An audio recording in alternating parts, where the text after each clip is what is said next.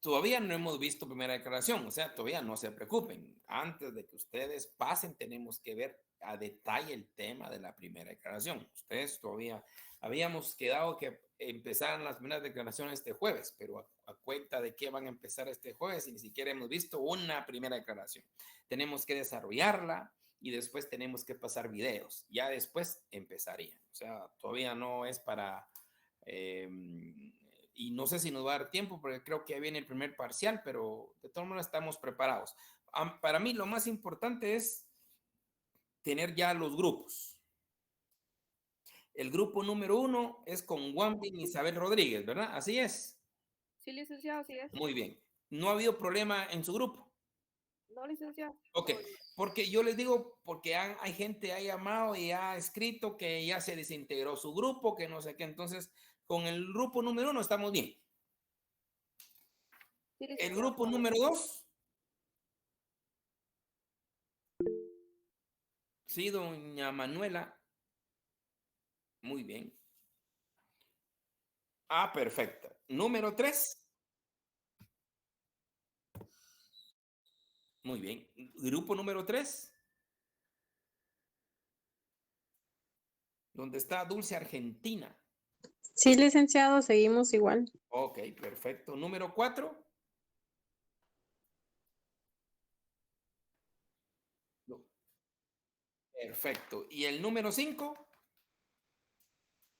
Todo bien, licenciado, Muy gracias. bien, ahí estamos. Ahorita no hay que atormentarse, lo importante es tener ya sus grupos definidos. Y no van a entrar ustedes al campo si no hemos entrenado en el campo. Ustedes tranquilos, ¿verdad? Tranquilos. Yo les mandé un caso, pero posiblemente yo ya encontré unas prevenciones policiales, posiblemente pero no encuentro la manera de trasladárselos, pero nomás trasladárselos, se los traslado. Prevenciones policiales reales, ¿verdad? Para iniciar con las primeras declaraciones. Pero previo a eso tenemos que tenemos que formar una primera declaración, tenemos que darle lineamiento a la primera declaración, tenemos que ver videos, o sea, ustedes tranquilos. Ahorita lo que me interesa es desarrollar del artículo 1 al 345, como les dije, es lo que más me interesa que lean y lean y lean. Artículo 1 al 345, por favor, artículo 1 al 345, artículo 1 al 345, y me lean en la ley del crimen organizado y la ley de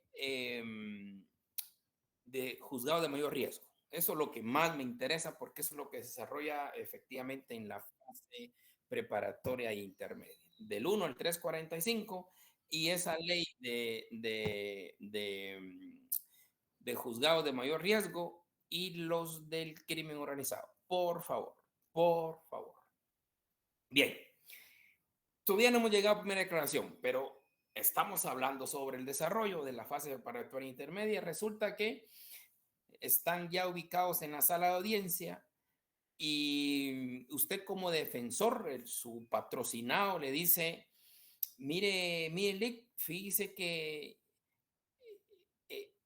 este caso que ya me agarraron, por lo que ya me agarraron y por el cual estoy acá, pues fíjese que ese caso yo ya me absolvieron hace como 5 años.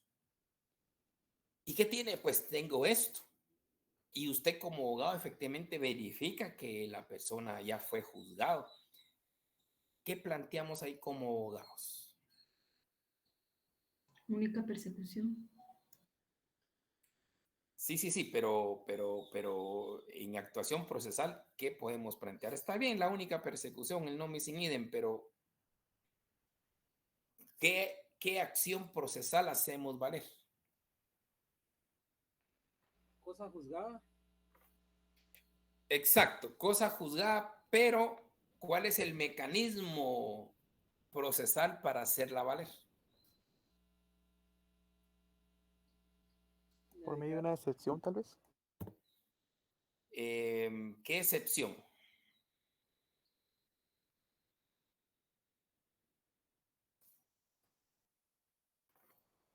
Primero tenemos que aterrizar. ¿Cuál es el mecanismo que tenemos que plantear?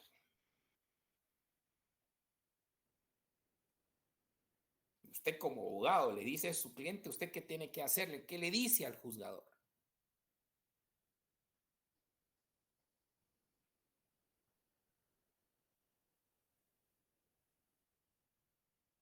¿Se recuerdan ustedes de los obstáculos a la persecución penal?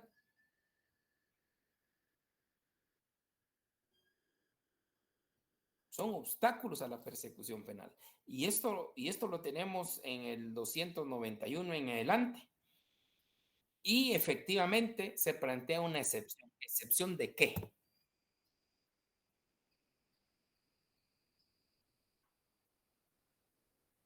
Recuerden, jóvenes, que tenemos que estar preparados para todo. Por eso me interesa el manejo código ahorita. Me interesa el manejo código.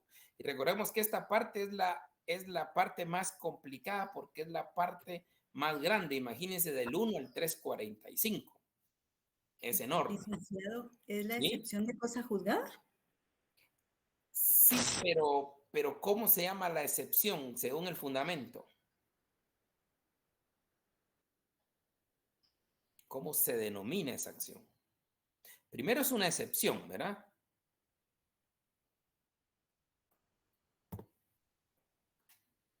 Recordemos que están los obstáculos a la persecución penal. ¿Cuáles son los obstáculos que tenemos para perseguir penalmente a una persona? ¿Qué obstáculos hay? El artículo 294 sería la extinción de persecución penal de la pretensión civil. No. ¿Cómo que pretensión civil? O de la pretensión civil, perdón. No. Es una excepción. Es una excepción, pero ¿cuáles excepciones tenemos en el Código Procesal Penal? ¿Qué excepciones tenemos? Incompetencia, falta de acción y extinción de la persecución penal. Ahí estamos. Recordemos que la falta de acción, ¿en qué artículo está? 290, perdón. ¿Qué más? 200.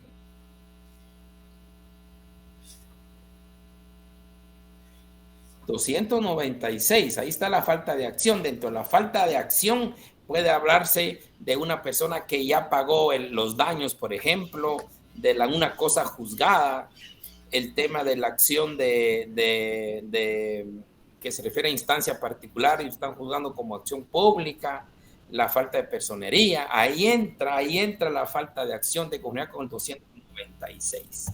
En este caso, usted como defensor plantea al juzgador previo a la audiencia que plantea un obstáculo a la persecución penal a través de una excepción de falta de acción, derivado que su patrocinado ya cumplió esa pena, ya fue juzgado y de conformidad ya con el nevis in idem, pues efectivamente se da esa cosa juzgada. Es un obstáculo a la persecución penal. ¿Qué sucede? Sí, perdón. ¿Qué sucede de la misma manera que alguien le dice a usted, mire, Lick, fíjese que este delito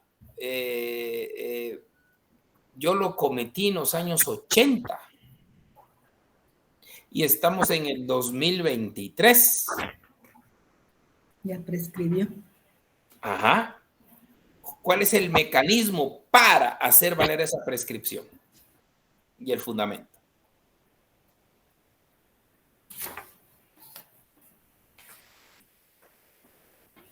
¿Cuál es el mecanismo?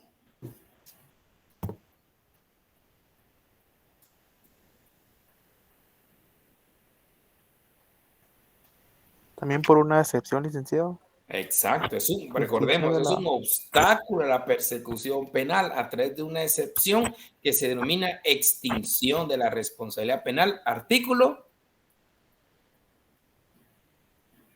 27.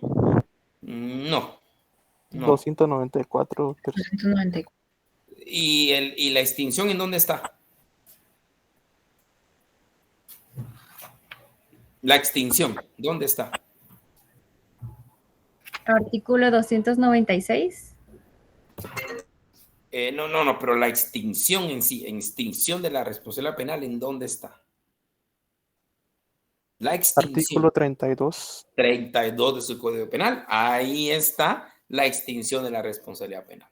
Entonces, recordemos los obstáculos a la persecución penal, están de artículo 291 en adelante, que nos habla de la prejudicialidad, del antejuicio, de las excepciones de falta de acción, extinción de la responsabilidad penal y la incompetencia. El tema de la incompetencia es un tema bien interesante porque se habla hoy día de cuestiones de competencia y conflictos de competencia. ¿Cuándo usted plantea una cuestión de competencia? Cuestión de competencia.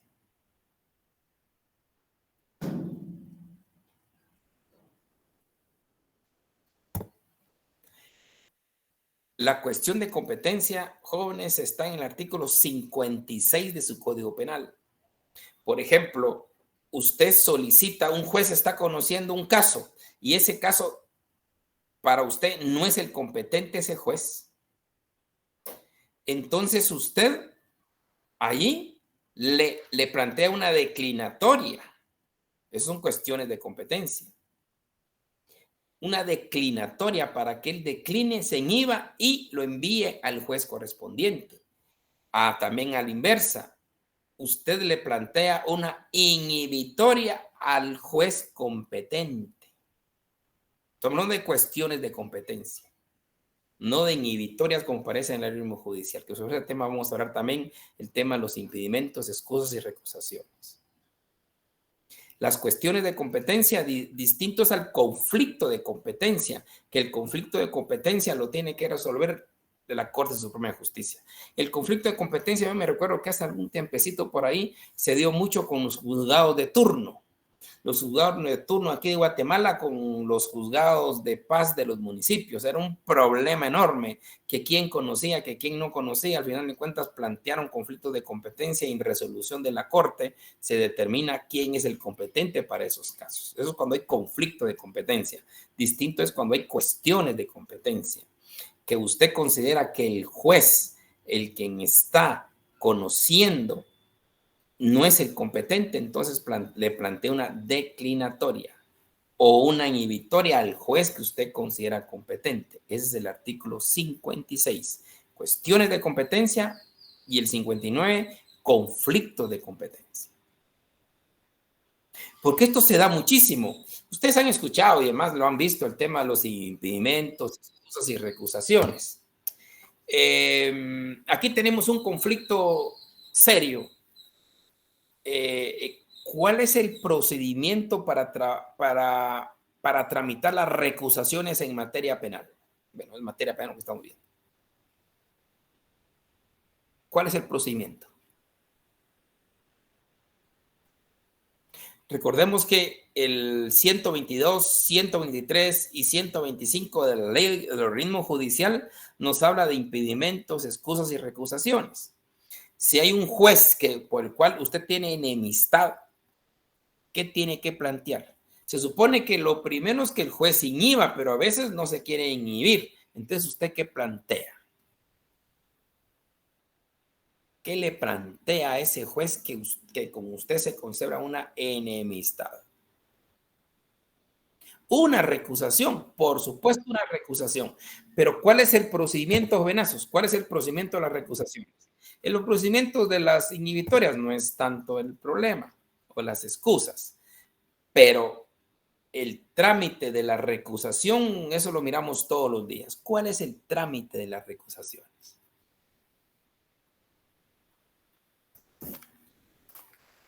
Esto es muy interesante porque esto lo miramos todos los días. ¿Cuál es el trámite de las recusaciones?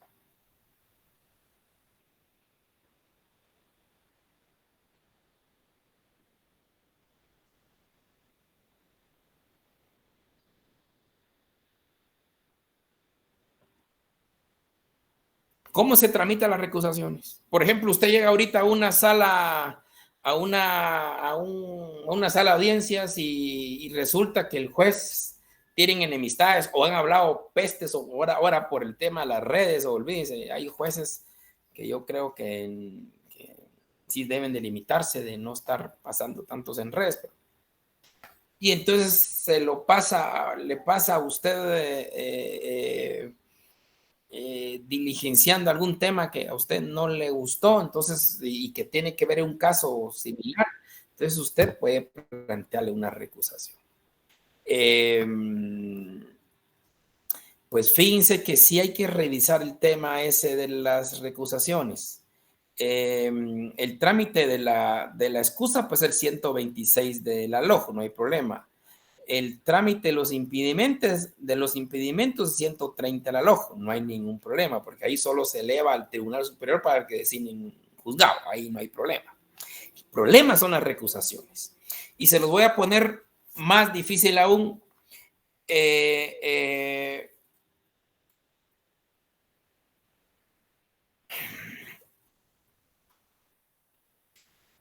Vamos a ver.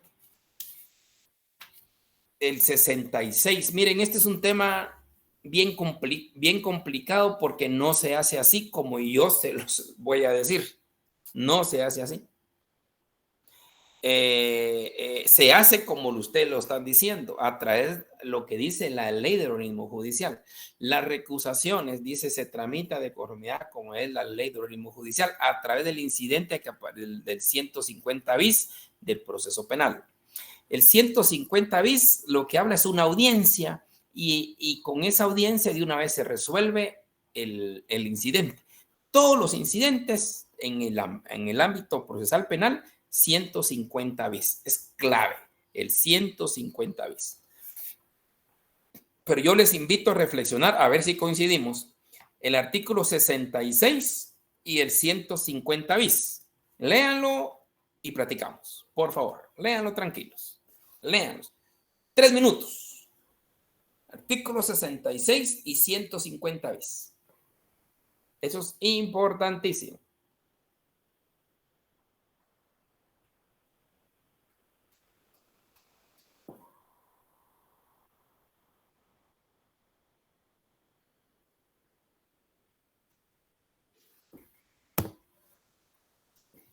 ¿Lo estamos leyendo?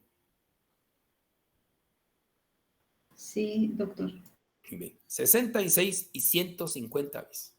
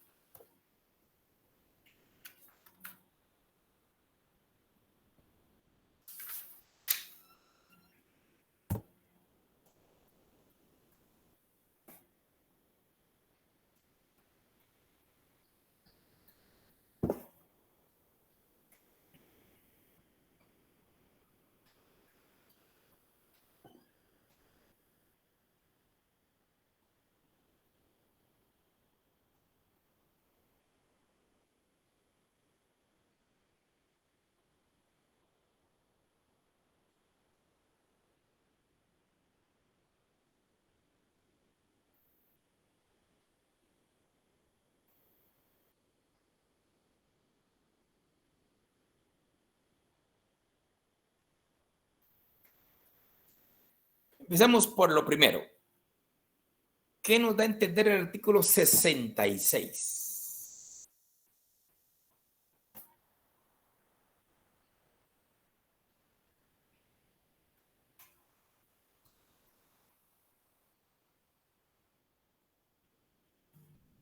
¿Qué nos dice el 66, compañeros? Dice competencia y trámite. Pero me interesa algo más ahí. Y dice que los trámites de impedimentos y excusas se resolverá de acuerdo a la ley del organismo judicial. Ahí está, ahí no hay ningún problema. Ahí no hay un problema. Ahí estamos hablando del 126 y 130. Sí. Ahora las recusaciones y los incidentes que no sean señalados en el párrafo anterior se deben tramitar de conformidad al 150 bis. Ahí estamos. O sea, estamos claros que las recusaciones y los incidentes se tramitan con 150 bis. Estamos claros, ¿verdad? Va. Entonces nos vamos al 150 bis. Y ahí nos da el procedimiento de los incidentes en el ámbito penal. Entonces, a mí esta reforma me encantó. De las reformas que yo más aplaudí. El problema que se desnaturalizó, ahora mismo les cuento. Entonces, ¿qué dice el 150 bis? aquí dice que el 150 que se promueve un incidente se deberá solicitar para una audiencia para solicitar la recusación. O sea, debe haber una audiencia única para ese incidente. Y lo que indica es que se debe argumentar y fundamentar la petición, y si no se cumple con eso, no se recibirá el incidente. El juez dice que, o tribunal que deba conocer el incidente, citará al imputado, al Ministerio Público y a las demás partes a una audiencia que deberá realizarse dentro de días, y en el caso de que se trate de cuestiones de derecho, algo que uno por derecho esté pidiendo, y si es en caso de hecho son 5 días para la audiencia. Lo que a mí me extraña es que es el mismo tribunal, que dice el mismo órgano jurisdiccional, el que deberá resolver sin más trámite. O sea que el mismo juez se inhibirá o no de acuerdo a lo que él sienta, y si realmente quiere hundir a la persona, no se va a inhibir. Pues mire, don Alan, qué bueno que haya leído este artículo. Yo les diré que cuando salió ese artículo en vigencia, le vuelvo a repetir, fue una de las personas que más se alegró de esa redacción. El problema en la realidad es que no es así. Es que lo que hacen los jueces es, efectivamente, no aceptan la causal. Entonces lo que hacen es elevarlo a la sala, y la sala, a través del incidente del 150 bis, resuelve y de una vez asigna juez. Eso es lo que pasa en la práctica. Y usted platica con jueces y magistrados, le dicen esa es la fórmula. La fórmula es: el juez determina que no hay lugar a la recusación, paraliza el proceso y lo eleva a la sala. Y la sala allá es a través del 150 bis, conocen la recusación. Yo no sé si así lo aprendieron ustedes, pero eso es lo que en la realidad pasa. Pregunto, ¿así es como ustedes lo han aprendido? No, licenciado, o sea que no pasa en el instante, o sea que se toma su tiempo para que el otro juez tome la decisión. Es la sala, lo elevan a la sala. Ustedes lo han visto en la realidad. Ustedes miran eso cuando dicen un juez se recusa, lo recusan. ¿Qué hacen? Bien, paraliza y lo llevan a la sala. Eso es lo que ustedes miran en la realidad. O desen en cuenta cuando hablan de recusaciones de juez, especialmente los más famosos, ¿verdad? Que son los jueces de mayor riesgo, que recusaban a Erika Caifán, que recusaban a Gálvez. ¿A dónde iba? Iba a la sala, y la sala conocía cosas. Pero para eso se tardaba y paralizaban el proceso. Por eso, bueno, insistir, y eso es lo que se hace. Pero para mí, son discusiones que se han armado. No debe ser ese el proceso. La reforma de 2010 era para darle celeridad al proceso. Bueno, eso es lamentable. Vamos a ver ahorita. Yo espero que hoy ya empecemos con la famosa primera declaración. También hubo reformas en 2010. La primera declaración, yo no la aplaudo la reforma, porque en lugar de acelerar, entorpeció mucho más. En este sí lo acelera, porque la idea, y además ustedes mismos lo vieron en el artículo 66, dice que las recusaciones y los incidentes se tramitarán conforme el 150 bis. Entonces, la idea de la reforma es la siguiente. Yo soy el defensor o procesado de un caso, y yo tengo enemistad o cualquiera de las circunstancias que me habilita la ley judicial, y le planteo recusación al juez. De una vez le planteo recusación, y mire qué interesante lo que dice el tercer párrafo. Dice, el primer párrafo dice: La parte que promueve el incidente solicitará una audiencia para sustanciar al mismo, exponiendo los argumentos que fundamentan su petición y proponiendo e individualizando la prueba cuando se refiere a cuestiones de hecho. Dice, el incidente que sea promovido sin cumplir con los requisitos anteriores será rechazado. Hoy día se plantean mal los incidentes de recusación y siempre los elevan en sentido automático a las salas. Aquí le da facultad al juez de rechazar inmediatamente la petición de recusación. Si la rechaza, pues ahí termina. Si no la rechaza, pues entonces le da las audiencias de 2 o 5 días, depende de lo que corresponda, y en esa audiencia se resuelve. Se resuelve la recusación. Yo voy a conocer mi recusación, yo no acepto la causal y por ende declaro sin lugar la recusación. ¿Qué hace la persona?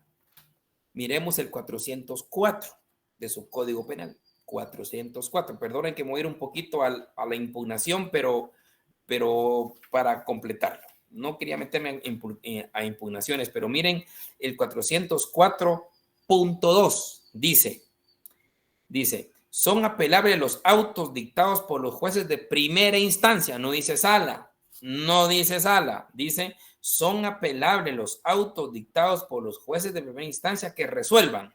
Punto 2, recusaciones. O sea, el juez de primera instancia resolvió su recusación. Entonces, la parte no conforme plantea apelación de conformidad con el 404.2. Ahí existe ese nexo, darle celeridad a las recusaciones. Y esa es, yo todavía sigo insistiendo, el espíritu de esa reforma del 150bis. Lamentablemente, y por eso quiero aclarar, la realidad no es así. La realidad se plantea la recusación de conformidad a lo que dice la ley judicial por las causales, el juez la recibe y la eleva a la sala, para que sea la sala la que decide. Y la sala lo que hace es esto de la audiencia de recusación, del 150bis. Don Alan, cuénteme. Pero estoy viendo que el efecto es muy similar porque, digamos, el juez no acepta la inhibitoria o la recusación y lo que hace es que hay una parte adicional donde la parte tiene que apelar y esa apelación se hace ante un tribunal mayor, que sería prácticamente lo que hizo el juez al enviarlo directamente sin él tomar una decisión. Claro, pero hay más celeridad, porque en apelación usted tiene 3 días para impugnar y la sala le resuelve. Usted lo impugna por escrito y le resuelve por escrito. Yo vamos a tener la oportunidad ya para cerrar el curso, que nos venga a hablar un presidente de la sala de apelaciones del ámbito penal. Y ahí sería bueno que ustedes le consultaran el tema de las recusaciones. La verdad que es un dolor de cabeza porque tienen que cenar constantemente audiencias para poder jugar con 150 bis, y con él ya lo platicamos. Lo más lógico es que ese 150 bis lo realice el juez de instancia. Y si la parte se considera agraviada todavía, porque puede ser que le convenza que el juez no hay razón para aceptar la recusación, puede ser que ya no impugne y siga el proceso. O puede ser que impugne, pero los efectos no son suspensivos, se sigue el proceso. O sea, voy a que creo que es mucho más, con más celeridad, el tema de la idea original de esta recusación de conformidad con 150 bis. Vuelvo a insistir, hoy día no se hace así. Hoy día se tramita como se tramitaba anteriormente, solo que con la diferencia del proceso de los incidentes, que lo importante aquí acotar es que el proceso de los incidentes aquí ya cambió. Los incidentes en proceso penal ya es de manera oral, porque si lo trabajáramos por los incidentes de la ley de organismo judicial, todo era por escrito y con unos plazos que ustedes saben, 2, 8 y 3 días. En el trámite de los incidentes de conformidad con 150 bis no es así. Es una audiencia y se resuelve automáticamente ahí. Vamos a traer a este compañero magistrado y le podemos platicar todas estas vicisitudes que para mí en la práctica sí traen peores situaciones que trabajarlo de la manera como originalmente se estableció con el 150 bis. De hecho, si usted lee, como ya lo leí, dice: el incidente que sea promovido sin cumplir con los requisitos anteriores será rechazado. Ahí ya ni cabe impugnación. ¿A cuenta de qué? Se lo rechazaron de plano porque la misma ley dice qué requisitos debe de hacer valer usted para solicitar el incidente. Bien, imaginémonos que usted como juez cometió un error. No le dio audiencia a una de las partes. ¿Cuál es la vía para subsanar ese error?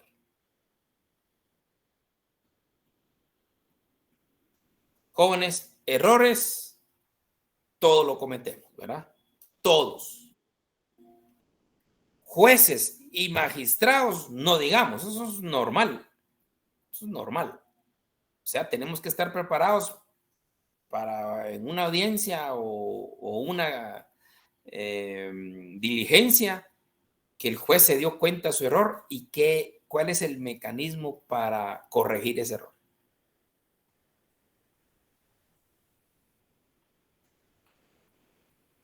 Actividad procesal defectuosa. Actividad procesal defectuosa. ¿Cuál es el artículo, por favor? Esto es importante. La actividad procesal defectuosa se da constantemente. En derechos civiles se enmienda, el juzgador enmienda de oficio. Acá puede ser que le planteen al juzgador actividad procesal defectuosa o puede ser que el juez de oficio rectifique o de oficio también realice una actividad procesal defectuosa para sanear el proceso, que todos cometemos errores. ¿Qué artículo, don Josué? 281. 280. Dice la 284, donde dice renovación o Sí, del 281, 82 y 284. Esas son la actividad procesal defectuosa. Que el juzgador o las partes pueden hacer valer ese tema de la actividad procesal defectuosa. Hablemos de la audiencia de discrepancia. ¿Cuándo se produce la audiencia de discrepancia?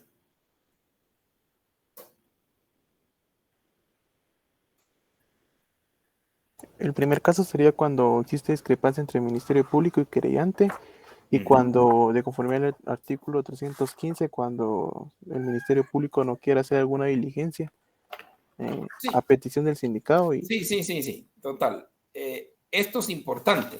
La audiencia de discrepancia, los demás compañeros estamos claros con esto. Permítame, don José. Aparte de don Josué, ¿en dónde dice la audiencia de discrepancia? ¿Qué fundamento? Esto es importante porque se suele dar. El querellante quiere practicar una diligencia, pero el fiscal no quiere. Y se da mucho. Entonces, ¿qué le queda al querellante hacer? O solicitar. El 292, aceptación o rechazo de la cuestión dilucidada. ¿Cuál dice? ¿Qué artículo? 292. No. La audiencia de discrepancia es muy importante. Porque se puede enfrentar en la realidad el tema de lo que platicó don Josué, pero especialmente se da en el tema de los querellantes que tienen tienen conflictos con los fiscales, porque hay conflictos. Entonces, ¿qué le queda al querellante? Plantearle al juzgador. Solicitarle ¿qué? Una audiencia de discrepancia. Cuando tengamos posibilidad, leamos el artículo 116 del Código Procesal Penal. El 116 dice, si el querellante discrepa de la decisión del fiscal, podrá acudir al juez de primera instancia de la jurisdicción, quien señalará audiencia dentro de las 24 horas siguientes para conocer de los hechos y escuchará las razones tanto del querellante como el fiscal y resolverá inmediatamente sobre las diligencias a practicarse. Eso se llama audiencia de discrepancia. No lo que dice exactamente don Josué, del conforme con el 315 del Código Procesal Penal. Muy bien. Ya estamos terminando. Solo quiero ese manejo que ya estamos terminando. ¿Qué pasa con el hecho notorio, compañeros? ¿Qué es el hecho notorio? El hecho notorio.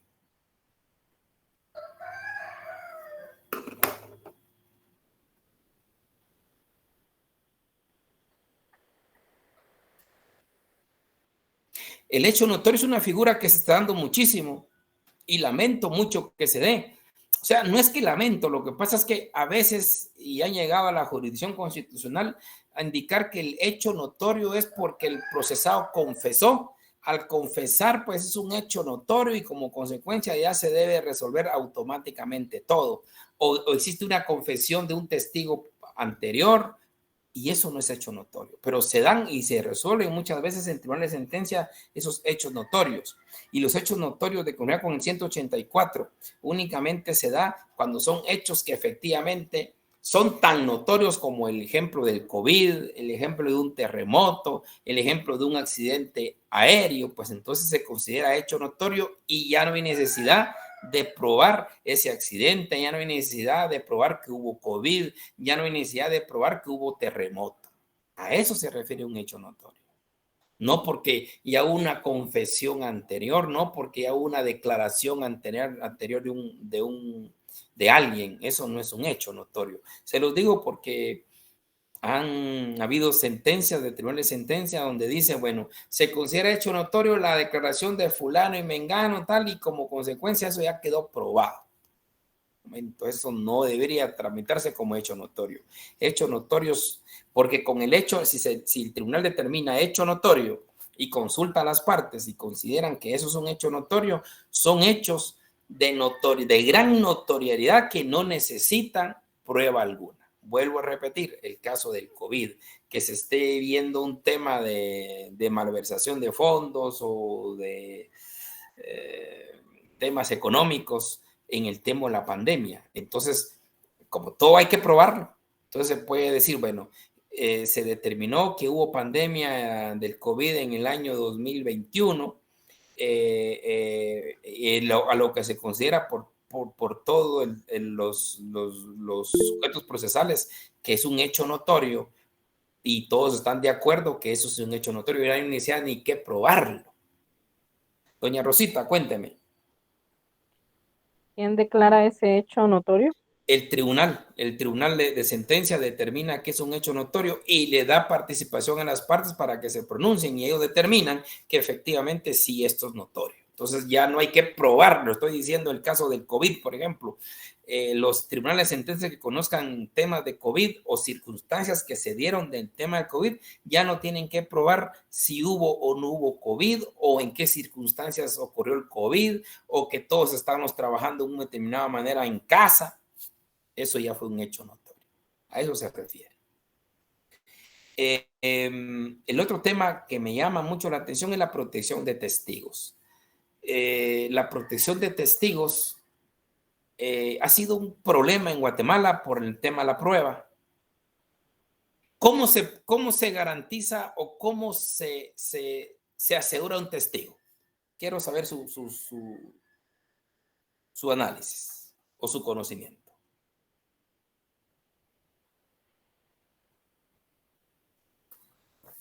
¿Cómo?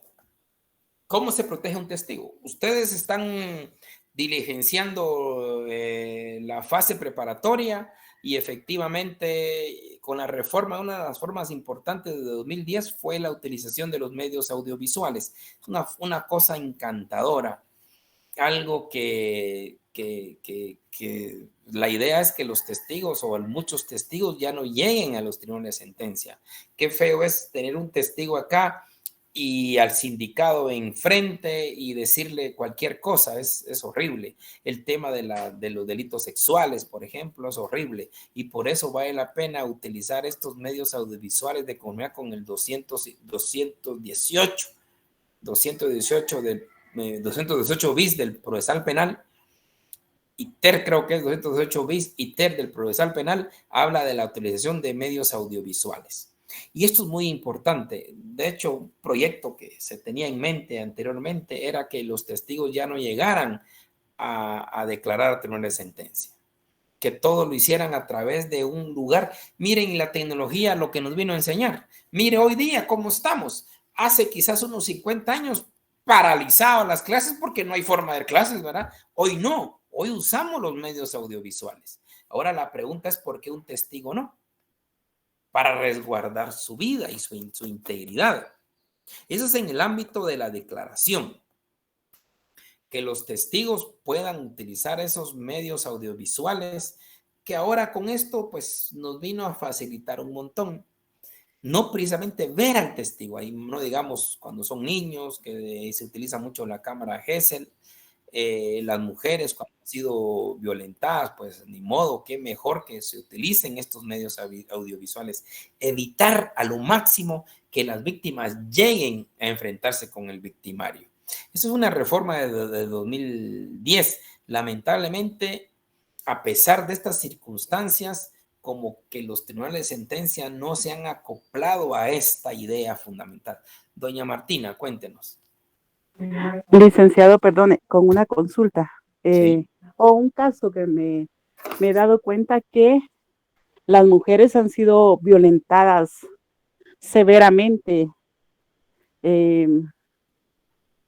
últimamente. Puede ser debido a la pandemia, pero también puede ser que no. La situación es que las mujeres que son víctimas de violación no tienen la confianza de ir a poner su denuncia para no ser revictimizadas. Porque me parece que aún llevando un dictamen de un ginecólogo particular, las evalúan nuevamente. Sí. Mire, aquí hay un tema bien complicado. Recordemos que el único ente estatal que se le da valor probatorio por parte del tribunal es lo que practica INASIF. No es por desacreditar médicos y todo, pero recordemos que se ha prestado muchas cosas. Yo espero no estar hablando aquí con médicos, ni mucho menos quiero lesionar la integridad de los médicos en absoluto, pero todos sabemos lo que pasa, incluyendo el propio IX. Hay gente que se quiere escapar del trabajo y no sé cómo consigue un certificado del IX. Es una forma increíble, pero así es. Entonces, por eso la figura de INASIF ha venido, porque INASIF es un instituto eminentemente técnico, eminentemente científico. Ha ido progresando, por supuesto, porque si no le damos paso a la prueba técnica, a la prueba científica, tendríamos lo que ha pasado en Guatemala: testigos fallecidos, testigos antes de declarar los matan o los amedrentan y ya no llegan a declarar. Eso es lo que pasaba. Entonces, la importancia de la prueba técnica, la importancia de la prueba científica. Vuelvo a todo esto porque el único ente que los jueces le dan plena credibilidad es INASIF. Ya que usted puede decir, pero es que INASIF también pueden pasar cosas. Claro, pero es lo que el juez, y por eso, qué bueno que viene esto, porque también, aparte del perito de INASIF, la defensa, ¿qué puede tener para cuestionar al perito de un momento dado? ¿Cómo se le llama? Expertos.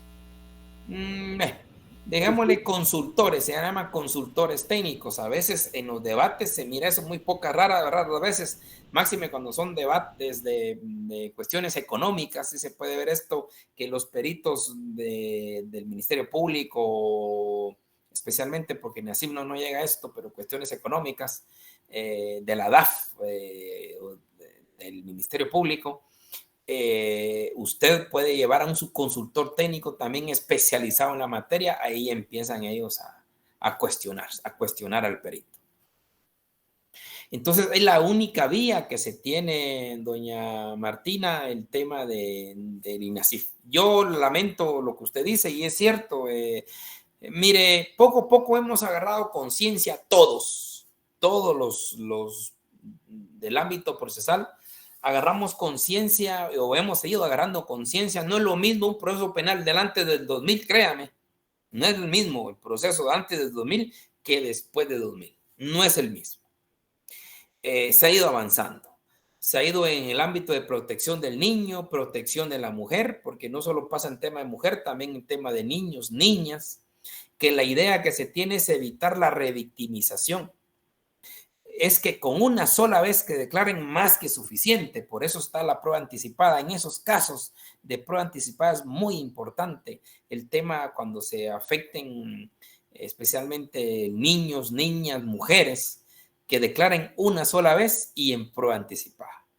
Ha costado, pero esto es lo más lógico. Una niña o un niño violentado sexualmente, ¿qué es lo más conveniente? Que ya no vuelva a declarar jamás. Pero ya todo el juez, como prueba anticipada, con un defensor público, con el fiscal, logren obtener esa información detallada de la víctima y ya se guarde en prueba anticipada, y esa prueba anticipada ya solo se puede reproducir en debate. Esa es la idea de todo esto. Esa es la idea de la prueba anticipada. Por eso en la prueba anticipada también dice, con la reforma, practicarla también con medios audiovisuales. Entonces, perdón que me fui hasta allá, doña Martina, pero también tiene mucho que ver porque las víctimas, y eso sería lo que se puede percibir en un momento dado, que las víctimas solo declaren una sola vez en prueba anticipada. El problema de esos también se cuestiona por parte del futuro sindicado, porque dice el futuro sindicado, y yo no tuve la oportunidad de practicar mi contrainterrogatorio. Bueno, también es cierto, porque el defensor público que llegó ahí no tiene la apropiación del caso, ¿verdad? Esos son los cuestionamientos que también se le pueden hacer a la prueba anticipada. Pero en el caso de mujer y niños violentados, creo que con un circuito cerrado que se les haga y se trabaje con prueba anticipada es para garantía para la víctima también. Perdón, doña Martina. ¿Estamos? Sí, licenciado, muchas gracias. Muy satisfactoria su respuesta. Gracias. Okay.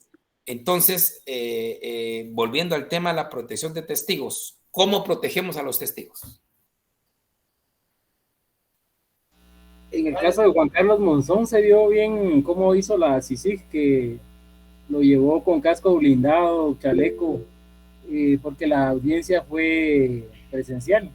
Pero después él también declaró, ya estando en el país que lo protege, declaró vía digital, vía internet. Sí, estos son por los casos supermediáticos, pero los casos no pueden ser tan mediáticos si tienen el mismo riesgo o más riesgo. Don Brian, cuénteme. Son las medidas de protección reguladas en el artículo 154 de la Ley contra la Delincuencia Organizada. Bueno, eso es para la ley de delincuencia organizada, y los que no son delincuencia organizada. Miren. Está la ley para la protección de los sujetos procesales. Muy bien, doña Rosita. Eso es importante, tener presente esa ley, tenerla presente, porque es la forma de proteger a los testigos. Pero, la verdad que no se protegen bien. ¿Saben lo que les da el Ministerio Público? Antes eran 2,000, 3,000 quetzales y mire usted cómo se protege.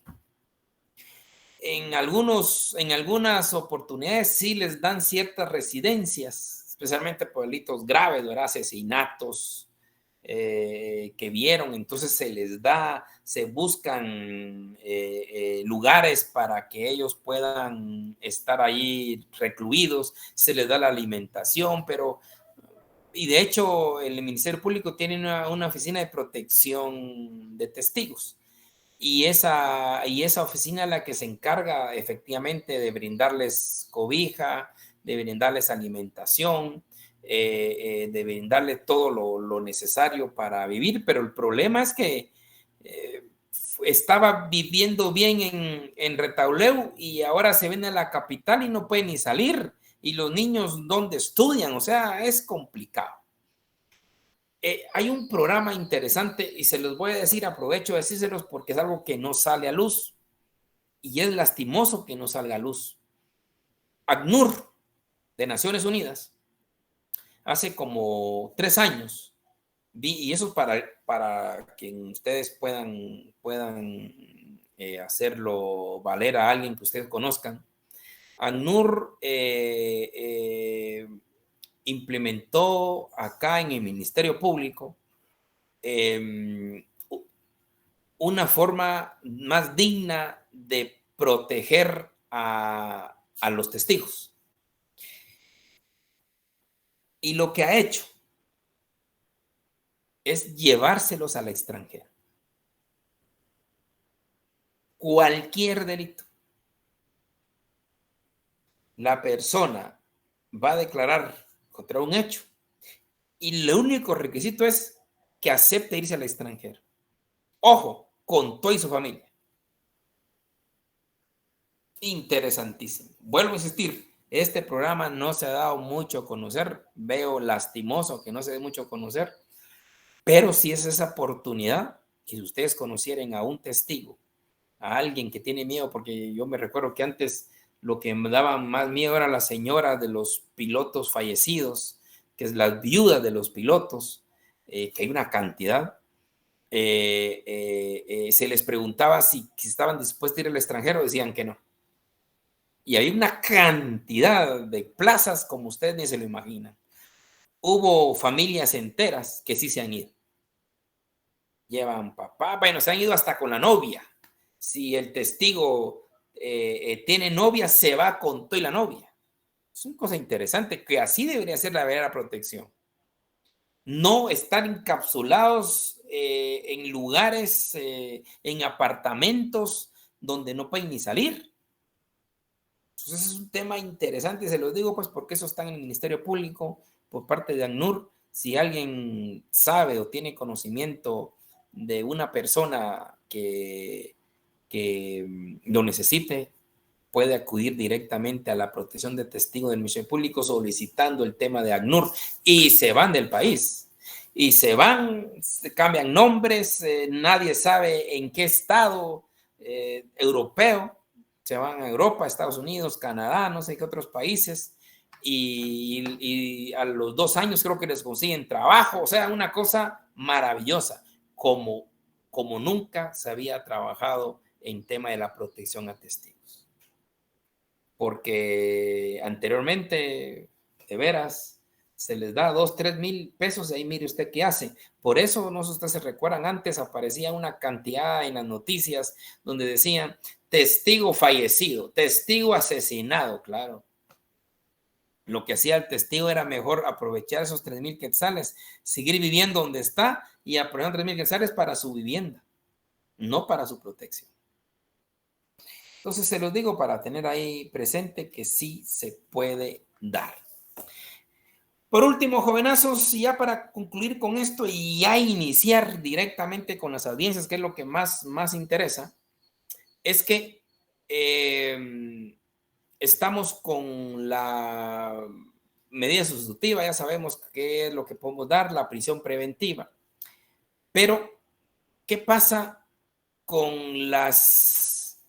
¿qué pasa con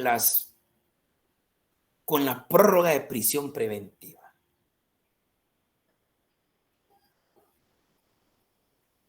¿Es inconstitucional? ¿O qué pasa con la prórroga? Porque se pueden dar prórrogas jóvenes y se han dado prórrogas hasta de 9, 10 años. ¿Cómo hacemos para cortar el tema de la prórroga de la prisión preventiva? Porque usted como juez emite prisión preventiva, claro. Después solicita prórroga ante la sala, si es juez de instancia, para que la sala le prorrogue la prisión preventiva, porque esos plazos son improrrogables. No debe de dejarlos pasar. Entonces, la sala viene y automáticamente da la prórroga. Pero aquí hay un problema enorme, un tema que ya hemos tratado en alguna oportunidad, en otro lado, que la prórroga de la prisión preventiva le hace un gran daño, porque recordemos que la persona se presume inocente, ¿verdad? No se debe de establecer que la persona es culpable, se presume inocente. Ya han pasado 6, 7 años, dígame qué obstaculización a la investigación penal puede haber ahí. Dígame cómo puede una persona 6, 7 años en prisión preventiva obstaculizar la investigación o poner en peligro cualquier hecho, teniendo otras alternativas. A mí me alegra, creo que ayer vi la noticia como que ya adjudicaron el tema de los brazaletes electrónicos, por ejemplo. Sería genial y mucha gente en prisión preventiva ya debería salir. Hay muchos países que aquí en nuestro código tenía un plazo fijo, creo que 1 o 2 años de prisión preventiva y nada más, pero se les ocurrió la prórroga y estamos con prórroga 7, 8 años de prisión. Y son los presos sin condena, lo que llaman son los presos sin condena. Entonces, y otra cosa más difícil es que esa prórroga se hace sin audiencia, es automático, es un machote que la sala o la corte tiene y automáticamente la prórroga se le otorgan. Y así estamos a nunca acabar. Hoy día se habla de medidas sustitutivas obligatorias, y esto sí me gusta. Medidas sustitutivas obligatorias, especialmente el arresto domiciliario a personas de avanzada edad y que puedan tener una dificultad de salud a permanecer en prisión, y aquellas personas que tienen graves padecimientos por una enfermedad terminal. Esto, no me diga usted que esto no es objetivo, esto es lo más objetivo y es lo más humano posible. Porque una persona con graves padecimientos de salud, con un cáncer terminal, tienen SIDA o cualquier enfermedad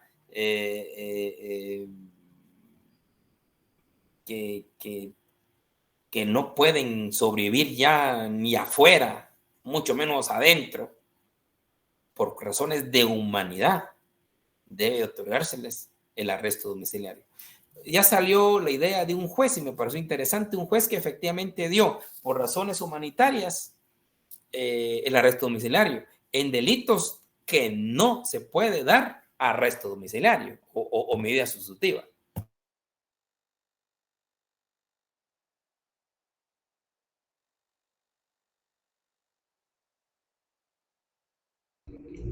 Su micrófono está apagado. Entonces, perdón que tenían dificultad ahí. Entonces, esto es un gran avance. Yo sé que puede ser crítica, pero creo que aquí está el tema de la ponderación de derechos. Tanto el derecho de la ciudadanía de tener conservada a una persona que se presume inocente todavía versus el derecho a la vida de esa persona. No quiero traer a colación eventos delicados, pero sí ocurrieron algún tiempecito en Guatemala donde se negaba las medidas sustitutivas solo por sí y sí. ¿Y dónde está el grado de humanidad? Yo siempre se he dicho que para resolver, usted como futuro juez, para resolver son dos cosas importantes que debe tener: sentido común y sentido de humanidad. Sentido común y sentido de humanidad. Aparte los postulados legales, pero nunca olvidar el sentido común y sentido de humanidad. ¿Cómo va a ser que a un juez se le está diciendo, mire, señor juez, esta persona está grave, ya no puede subsistir ni subir en la cárcel? Dele un arresto domiciliario, hombre. Yo sé que ahí viene la ley, pero usted debe saber derecho. Este juez, mis respetos, no sé si lo vieron ustedes en la noticia, dio medidas sustitutivas de arresto domiciliario a personas, no sé ni por qué, pero por el ámbito de la humanidad. Esto es importante. La humanidad puede sobre todo. Pero como vuelvo a insistir, hace algún tiempecito eso era imposible. Se prefería a las personas muertas que se murieran en cárcel con presunción de inocencia. Ojo, eso sí es grave. Yo espero estar hablando acá con futuros jueces, que así va a ser, jueces, magistrados, que no olviden esto: sentido común y sentido de humanidad. Lo más importante es derecho, más que ley. Y aquí entran varios principios. Ustedes ya saben, en los principios de derecho penal, uno de los principios es la humanidad de penas. Es uno de los principios fundamentales. La necesidad de pena. Ustedes recordarán, el Roxin habla en su esquema de teoría jurídica de delito, aparte de la responsabilidad penal, la necesidad de pena. ¿Qué tanta necesidad tiene esta pena para esta persona si ya no cubre nada? Ya no tiene ningún fin ni prevención. Entonces, son situaciones, jovenazos, que yo sé que ustedes como jueces, como fiscales, algún día quizás les va a tocar nunca olvidar sentido común y sentido de humanidad. Bien, jovenazos, terminamos ya todo este preámbulo y entramos a la primera declaración. Recordemos leer siempre el artículo 81 y 82. 81 y 82. ¿Qué es lo que nos repara la primera declaración? Yo se los voy a pasar, se los voy a reproyectar el próximo jueves. ¿Qué contiene la primera declaración? Yo lo he dividido en tres grandes partes la primera declaración. La primera declaración se parte de la instalación de una audiencia, 2, desarrollo de la audiencia y conclusión de la audiencia. En instalación de audiencia, desarrollo de la audiencia y finalización de la audiencia. El desarrollo de la audiencia también lo podemos dividir en 5 esquemas, que lo vamos a ver. Yo se los voy a trasladar por esta pantalla el próximo jueves y también, no sé, voy a ver cómo se los hago llevar a todos para que todos lo tengan. Cada quien puede hacer su esquema de primera declaración. Aquí no es que porque el profesor nos dijo esto, así es. No. Podemos ver diferentes audiencias y van a ver que las cosas cambian. Dentro del desarrollo de la audiencia tenemos una parte que se llama la individualización del sindicado. El segundo paso, que es la imputación, es un tema importante. El tercero, ya ligamiento proceso. El cuarto, la medida de coerción. Y quinto, el plazo de la investigación. O sea, en una primera declaración se divide en 3 grandes pasos, como dije: instalación, desarrollo y conclusión. Dentro del desarrollo hablemos de 5 pasos, que es la individualización del sindicado, la imputación. Yo sé que ahí ustedes han leído mucho intimación, que no tiene nada que ver, y se los dejo como tarea para el próximo jueves. Busquemos la diferencia entre imputación e intimación y me van a ver. Diferencia en intimación e imputación. El tercero es la ligamiento proceso. Cuarto, la medida de coerción. Y el quinto es el plazo de la investigación. Doña Carla, cuénteme. Doctor, el primero del desarrollo, ¿cuál es, dice? Es la individualización del sindicado. Gracias. 2, imputación. 3, peticiones sobre ligamiento proceso. 4, sobre la medida de coerción. Y 5, el plazo de la investigación.